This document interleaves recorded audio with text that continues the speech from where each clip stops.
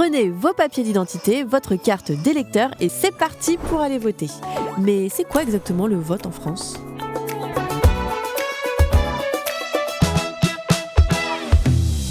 Nous connaissons le droit de vote depuis 1789.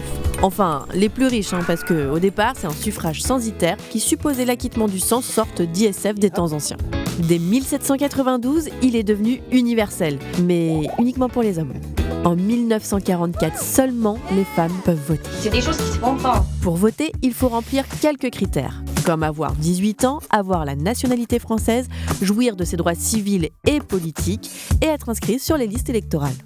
Depuis 1962, les élections se déroulent au suffrage universel direct, c'est-à-dire que le peuple élit directement une liste ou un candidat. La participation, c'est le nombre de personnes qui sont allées voter. Si vous n'avez pas pu, par flemme ou pour des raisons idéologiques, vous rejoignez les rangs de l'abstention. Si une fois dans l'isoloir, vous ne souhaitez rien mettre dans l'enveloppe, c'est compté comme un vote blanc. Votre suffrage est considéré comme exprimé, mais l'administration n'en tient pas compte. Pour elle, il existe forcément une liste qui vous convient. Si vous écrivez sur le bulletin, il est considéré comme nul et le suffrage n'est même pas comptabilisé comme exprimé. Quand les bureaux de vote ferment, le dépouillement a lieu, puis le comptage. Les résultats sont donnés le soir même et tout le processus est surveillé en toute indépendance par le Conseil constitutionnel. Bon vote!